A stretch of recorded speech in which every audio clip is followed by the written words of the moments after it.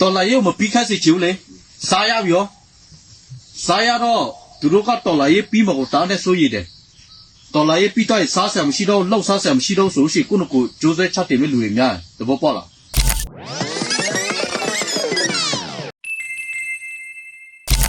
းဒီနေ့ကတော့ကျွန်တော်တို့ August လ21ရက်နေ့ဖြစ်ပါတယ်ဒီနေ့မှာကျွန်တော်ဗီဒီယို reaction လုပ်ပေးသွားပါမယ်အဲ့ဒါကဘယ်သူရဲ့ဗီဒီယိုလဲဆိုတော့ဒီကျွန်တော်တို့ KNDF ရဲ့စစ်ရေးချုပ်နော်စစ်ဦးစီးချုပ်ခူးရီတူရဲ့ပြောစကားလေးတွေနော်အရန်အနှစ်သာရပြေးသွားတဲ့ပြောစကားတွေဒီချိန်ဒီကာလမှာနော်ပြန်ပြီးတော့မှသတိပေးတဲ့စကားလေးတွေဖြစ်တဲ့အတွက်ကြောင့်ကျွန်တော်ဒီနေ့မှာအဲ့ဒီဗီဒီယိုကို reaction လုပ်ပေးသွားမှာပါအဲ့တော့ကျွန်တော်နဲ့တူတူကြည့်လိုက်ရအောင်တကယ်လို့ဒီချိန်မှာ KNDF နာမည်ကိုကျွန်တော်ဖျက်သိမ်းလိုက်မယ်တခြားတော့နာမည်နဲ့ပြီးမယ်ဆိုရှင်တချို့လူလည်းလက်ခချင်မလက်ခမယ်ဟုတ်တယ်ဟုတ်ဒါဆိုရှင်အဲ့ဒီနှစ်ပေါင်း20တို့30တို့တာကြီးတဲ့နေတဲ့ဖက်ခါကျတော့အဲ့ဒီအစွဲတွေပြောဖို့တက်ကကျွန်တော်မကြပြောရမယ်သူတို့ပြောရမယ်ကျွန်တော်တို့ကရနီလူမျိုးတွေကအားလုံးခံနိုင်ရှိနော်နေပူဒါမိုးရတဲ့ဒါစီးတဲ့ဒါငါတဲ့ဒါခံနိုင်မခံနိုင်တဲ့ဒါတစ်ခုရှိရတာပဲပတိပြောဆိုမရလေပြီလား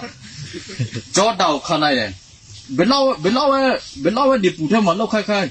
ခင်ဗျနော်အဲ့လိုပဲခူးတီတူပြောသလိုပဲပေါ့နော်အဲ့တော့သူကတော့ဒီကင်နီပြည်နယ်တစ်ခုတည်းကိုပဲသူကပြောတာပေါ့နော်ဒါပေမဲ့ကျွန်တော်တို့တနိုင်ငံလုံးမှာရှိနေသူတွေကအကုန်လုံးအဲ့လိုမျိုးပဲနော်ကျွန်တော်တို့အဲ့လိုမျိုးယူဆပါတယ်ဘာကြောင့်လဲဆိုတော့တစ်ခုခုဆိုရင်လည်း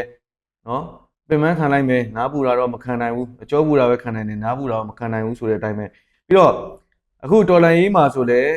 းနော်အဲ့လိုပဲမထူးမခြားနာပါပဲတကယ်တမ်းပြဿနာတစ်ခုဖြစ်လာတယ်တကယ်အခက်အခဲတွေ့ဖို့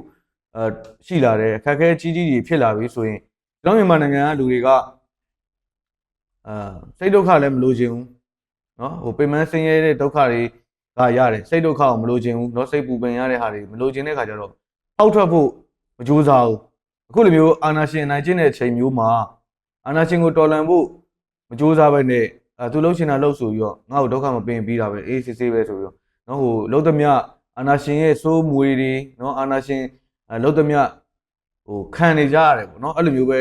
နေလိုက်တယ်ဟိုဖြစ်လာတဲ့ပုံမှာငါတို့ကံပဲဆိုပြီးတော့မှမျောချပြီးတော့မှအဆင်ပြေအောင်နေကြတော့ပြီးတော့ဒီဘာသာရေးနဲ့ပေါ့နော်ဘာသာရေးနဲ့အစာပိုင်းဆိုပြီးဘာသာရေးနဲ့ဟိုတီးခံကြတော့အရင်ဘဝငါတို့ကဒီအာဏာရှင်ကိုဘာလုပ်ခဲ့လဲမသိဘူးအခုဘဝမှာငါတို့ဒီလိုမျိုးပြန်လုပ်တာနော်အဲ့လိုမျိုးပါအဆင်ပြေအောင်မရရအောင်ကိုအတင်းထိုးထည့်ပြီးတော့နော်ဒီနိုင်ငံကြီးထဲမှာအာဏာရှင်လက်အောက်ကရှိနေတဲ့နိုင်ငံကြီးထဲမှာအဆင်ပြေအောင်နေကြတဲ့သူတွေလည်းအများကြီးရှိပါတယ်နော်တနာပဲစားရပြီးတော့တနည်းကိုလောက်ခိုက်လောက်နိုင်မိုးရီထဲလောက်6ခိုက်6နိုင်ဒါပေမဲ့မခံနိုင်တဲ့ဓာတ်ဒီတစ်ခုပဲတူလာပြီးဆိုရှင်မရတော့လေအဲ့လိုချင်းနေဖြစ်နေတဲ့အတွက်ကြောင့်မလို့လူကြီးတွေကိုကျွန်တော်တို့ခဏပြောဖို့လို့ခဏပြောဘာဖြစ်လဲတာကြီးကတက်နေလေခင်ဗျားတခါဆေးနဲ့တခါလည်းပျောက်သွားမှာဟုတ်တယ်မလားဖြည်းဆေးရတယ်မကြဆေးရတယ်ဆိုတော့သူတို့ပြောဖို့လို့ကျွန်တော်စီလို့ဖို့လို့ဆိုတော့အဲ့လိုပါပဲเนาะကျွန်တော်တို့အခုအာနာရှင်တွေဆိုတာလည်းအခုဒီ21မှအာနာရှင်တွေဆိုတာပေါ်လာတာမဟုတ်ဘူးပေါ့နော်ခေတ်ဆက်အာနာရှင်တွေပေါ်ခဲ့တာဖြစ်တယ်အခုကကျွန်တော်တို့တော်လန်လာတာလည်း9နှစ်ကျော်လို့6နှစ်တည်းဖြစ်လာပြီခေတ်ဆက်ကနေပြီးတော့နှစ်ပေါင်းများစွာဒီအချိုးတွေနဲ့ပဲเนาะတိုင်းပြည်ပေါ်မှာအနိုင်ကျင့်စော်ကားနေတဲ့အာနာရှင်တွေစနစ်ကိုเนาะပြတ်သုံးဖို့ကျွန်တော်စူးစမ်းတဲ့အခါမှာဖြည်းဖြည်းချင်းเนาะကျွန်တော်တို့ကလည်းလှုပ်ဖို့လိုတယ်ပြီးတော့တချို့အစွဲတွေရှိနေတဲ့ခေါင်းဆောင်ပိုင်းတွေပေါ့နော်ခေါင်းဆောင်ပိုင်းတွေလည်းသူတို့အစွဲတွေရှိနေကြတယ်ဆိုတော့အဲ့ဒီလူတွေကိုနည်းနည်းချင်းနှဲ့ပြီးတော့ပဲကျွန်တော်တို့လူငယ်တွေဘက်ကိုပါအောင်နော်ဟိုတကယ်ပြောရမယ်ဆိုရင်တော့အခုချိန်မှာမစည်းလုံးဘူးဆိုတာလည်းတွေ့ရပါတယ်ကျွန်တော်တို့ဘက်မှာလည်းများစွာမစည်းလုံးဘူးနော်ဟိုဘက်ကကိုယ့်ရဲ့ရန်သူဖြစ်တဲ့သူကတော့မှအဲ့လိုမတိုက်ခဲ့ပဲနဲ့ကိုယ့်ချင်းချင်းတွေရန်နေဖြစ်နေကြတယ်မစည်းလုံးကြဘူးနော်မစည်းလုံးတာကလည်းနောက်ပိုင်းကျတော့ဘယ်လိုမြင်လာလဲဆိုတော့ကျွန်တော်ကဒီကိုကြိုးရှာတဲ့သူတွေများစွာကမစည်းလုံးကြဘူးလို့ပဲကျွန်တော်ကတော့မြင်ပါတယ်နော်တကယ်တမ်းပန်းနိုင်တူရင်နော်ဘယ်အရာမဆိုပေါင်းစည်းလို့ရတယ်နော်ဘယ်သူမဆိုပေါင်းစည်းလို့ရတယ်ကျွန်တော်တို့ဒီခုနောက်ပိုင်းလဲဟိုစုစည်းလာတဲ့ဟာတွေတွေ့ရပါတယ်နော်ဟိုအညာမှာဆိုရင်စုစည်းတွေနဲ့ပေါင်းပြီးတော့တိုက်တာမျိုးတွေလည်းတွေ့ရတယ်ဟိုတက်ရင်တပေါင်းစုတွေပေါ်လာတာမျိုးတွေတွေ့ရတယ်ဒါပေမဲ့တနိုင်ငံလုံးအနေထားမျိုးနဲ့ဒါကြောင့်အဲ့လိုမျိုးမပေါင်းစည်းနိုင်သေးတာလဲဆိုတာကိုလည်းတွေးဖို့လိုတယ်မပေါင်းစည်းနိုင်သေးတဲ့သူတော်တော်များများကလည်းဒါကိုကြိုးချနေတဲ့သူတွေလို့ပဲကျွန်တော်ကတော့ပြောချင်တယ်ပေါ့နော်ဒီဆောက်ကျွန်တော်တို့ညံ့ပြောဖို့လို့မပြောလို့မရအောင်ဒီအချိန်တွေကနေ UKSA တွေမဖြစ်လာတဲ့ချိန်တွေမှာခပြတော့တောက်တော့စိတ်တက်ကြမယ်ဆိုလို့ရှိရင်တိချာ ဒီပင်နဲ့ဘယ်တော့လူလာတော့မရနိုင်ဘူးကျွန်တော်ကြည့်လေမဖြစ်နိုင်ဘူးဆိုတာကမပေါ့စီရေကျွန်တော်တို့တွေကမနိုင်ဘူးသူတို့လည်းတည်တယ်ကျွန်တော်တို့လည်းတည်တယ်ဒါပေမဲ့ကျွန်တော်တို့ကဒီချင်းနေမှာရလိုက်မယ်โอเคအပေါ်မှာကမရှိလုံးနိုင်တဲ့ပြောကြောင့်မို့ကျွန်တော်ကျမတို့လည်းစိတ်ဓာတ်ကြတယ်နားလိုက်ပြီခင်ဗျားတို့ပြောလို့ရှိရင်ကျွန်တော်တို့ရှိုးတွေပဲ နော်အဲ့လိုပဲစိတ်တက်ကြတယ်ငါတို့တွေလည်းဘယ်လောက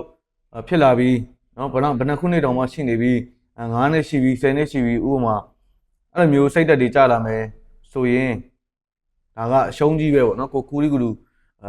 ကိုခူရီလူပြောသလိုပဲအရှုံးကြီးပဲပေါ့ကျွန်တော်ကရှေ့မှာ9နှစ်လောက်ကကျွန်တော်ကပေးဆက်ခဲ့တဲ့လူတွေလည်းရှိတယ်နော်ဆုံးရှုံးခဲ့တဲ့အရာတွေလည်းအများကြီးရှိတယ်နောက်ထပ်ရှေ့ဆက်သွားရမှာနော်ဟိုလန်ခီတစ်ခုအနေနဲ့ပြောမယ်ဆိုရင်ကိုယ့်ရဲ့ပန်းနိုင်ရောက်ဖို့ကတိတ်မလိုတော့ဘူးเนาะလမ်းတစ်ဝက်ကြော်လာခဲ့ပြီပေါ့လမ်းတစ်ဝက်ကြော်လာရင်နောက်ပြန်လှည့်ရင်လည်းနောက်ထပ်လမ်းတစ်ဝက်ကိုကိုလျှောက်ခဲ့တဲ့ဟာကိုပြန်သွားရမှာเนาะအဲ့တော့မထူးဆိုကျွန်တော်ရှေ့ကိုပဲကျွန်တော်လိုချင်တဲ့ပန်းနိုင်ကိုဆက်သွားရမယ်လို့ပဲเนาะပြောရမှာပေါ့เนาะသူတို့ပို့တော့လှုပ်ရှားတော့မှာတော်လာရဲ့ကျွန်တော်တို့ကရီနီပီရဲ့တော်လာရဲ့အခြေအနေကဘာနဲ့တူလဲဆိုလို့ရှိရင်ဘိုချိုအများပြောလို့မျိုးပဲတော်လာရဲ့မြင်မြင်ပြီးကိုကျိုးဆက်ချက်တင်မဲ့လူတွေပဲအဲ့လူတွေများတယ်တဘောပေါ်လာတော်လာရဲ့မပြီးခတ်စီချူလေစားရပြီရောစားရတော့သူတို့ကတော်လာရဲ့ပြီးမကိုတားတဲ့ဆိုရည်တယ်တော်လာရဲ့ပြီးတော့စားဆံမရှိတော့လှုပ်စားဆံမရှိတော့ဆိုလို့ရှိရင်ကိုကျိုးဆက်ချက်တင်မဲ့လူတွေများတယ်တဘောပေါ်လာအဲ့လိုချင်းနေဖြစ်တယ်တော့အဲ့ဒီလူတွေကမျက်ဆဆမရှိတော့ကျွန်တော်လောက်ရမယ်တော့ဘယ်သူရဲ့လက်အဲ့လိုလူတွေရော့တော့အောင်ပေါ့နော်ဒေါ်လာရေးကိုလုံးမစားနဲ့လို့ပဲပြောမှာပေါ့တချို့လူကြောင့်လည်းလှုပ်စားနေတော့လည်းဒေါ်လာရေးမပြီးချင်ဘူးနော်ဒေါ်လာရေးအားမကောင်းချင်တဲ့လူတွေလည်းအများကြီးရှိပါတယ်နော်ဟိုဒါဘယ်လိုပြောရမလဲအကုန်လုံးကိုဆိုလိုတာတော့မဟုတ်ဘူးနော်ဟိုတချို့သောသူတွေပေါ့ဒေါ်လာရေးပြီးမှကြောက်နေတဲ့သူလက်ထဲမှာရှိလဲဆိုရှင်ခင်ဗျားတို့ကျွန်တော်လက်ထဲမှာရှိတယ်တော့လူကြီးတွေစကားပြောလို့ရှိလဲခင်ဗျားတို့ဟိုနည်းနည်းတေချာတော့ထောင်သူတို့ပြောတာကနဂါကောင်းဆောင်ကျွန်တော်တို့ပြောလေဟုတ်မလားအနဂါတော့လက်ရှိမို့သူတို့တေတော့ဘာကျွန်တော်ဖြစ်နိုင်လောက်တဲ့ချင်းနေဘာပေါ်လာအနဂါကောင်းဆောင်သူတို့ပြောလေပြစ်စောပါမဟုတ်လက်ရှိမဟုတ်အနဂါသူတို့ရှိနေတဲ့မေကောင်းဆောင်ဖြစ်နိုင်အောင်နော်အဲ့ဒီညလေးကတော့ဒီဗီဒီယိုထဲမှာကျွန်တော်အကြိုက်ဆုံးပေါ့နော်ဒါလည်းတွေးတတ်တယ်လို့ပြောရမှာပေါ့နော်အနာဂတ်ခေါင်းဆောင်เนาะလူငယ်တွေကအနာဂတ်ခေါင်းဆောင်ဖြစ်တယ်เนาะအနာဂတ်မှာလှပဖို့လူငယ်တွေကိုအခုတော့ခေါင်းဆောင်တော့မပေးသေးဘူးပေါ့เนาะအနာဂတ်ခေါင်းဆောင်ဆိုတာအနာဂတ်ကြမှာခေါင်းဆောင်ဖြစ်မယ်ပေါ့เนาะအခုလောလောဆယ်ကတော့ခေါင်းဆောင်မဖြစ်နိုင်သေးဘူးဆိုတော့เนาะအဲ့စကားလေးကတော့တကယ်သဘောကျပါတယ်ရှိလားအဲ့ဒီစကားလည်းခပြတော့တိချာတော့ထောင်းဘာမစကားကဆုတ်သေးတယ်နော်အနာတဲနဲ့အနာထဲနဲ့လည်းမကွာဘူးမြောက်လိုက်ပြောနေသူက6နှစ်ကျော်ကြာလာသေးလေအနာထဲတာတိတ်တော့မဟုတ်သူပြောလေတကယ်လို့သူထတိတ်လို့ရှိဘယ်လိုဖြစ်မလဲပေါ့တကယ်တော့လက်စစ်စားဖို့လို့လေကျွန်တော်တို့လူကြီးလည်းအဲ့လိုမျိုးပဲပြောနေကြပဲအထူးဖြစ်ကိုလည်းအီဂါတွေခြေလက်တွေပေးစားနေရတဲ့သူတွေကိုကျွန်တော်တို့တတိယဖို့လို့ကျွန်တော်ပြောဖို့ပါတယ်ခင်ဗျားတို့ဘယ်လောက်ပဲပြောဥမာရဲဘော်တွေကိုကျွန်တော်တို့ကစာနာတယ်ရဲဘော်တွေကိုကျွန်တော်တို့ကတနာတယ်သူတို့ရဲ့ပေးစားမှုတွေကိုတိမပြုတယ်ဘယ်လောက်ပဲပြောချစ်ပြနေတဲ့ရဲဘော်နှစ်ယောက်ကိုမိတ်ကလေးတောက်ကငါနေယူမယ်ဘယ်သူပြောလဲနေတော့ဆိုလို့ရှိယူလားအဲ့လိုချင်းနေနော်အဲ့လိုချင်းနေဆိုတော့သူတို့တဲ့ကိုကျွန်တော်မဖြစ်နေစဉ်းစားပေးဖို့လိုတယ်ဟုတ်တယ်เนาะတကယ်တမ်းကကျွန်တော်စီမှာအများကြီးပဲပေါ့เนาะထိခိုက်သွားတဲ့ရဲဘော်တွေเนาะတောင်ချဆုံးသွားတဲ့ရဲဘော်တွေလည်းအများကြီးရှိတယ်ပေါ့เนาะဟိုခြေလက်အင်္ဂါတွေဆွလို့ရတယ်မျက်လုံးတွေเนาะဟိုတချို့တွေအလင်းမရတော့တဲ့ရဲဘော်တွေများစွာရှိတယ်တကယ်တမ်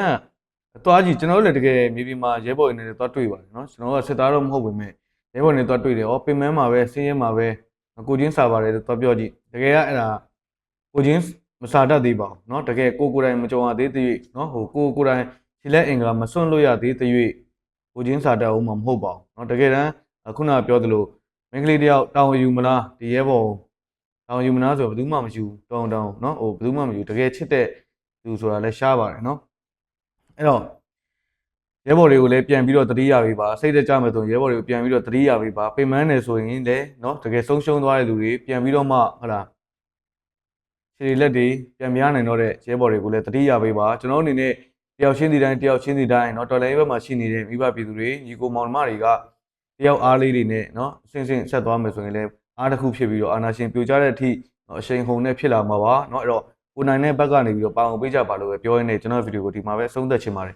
ဗီဒီယိုကိုစဆုံးကြည့်ရှုပေးတဲ့အတွက်ကျေးဇူးတင်ပါတယ်နောက်နေ့ဗီဒီယိုတွေမှာပြန်လည်ဆုံတွေ့ကြပါမယ်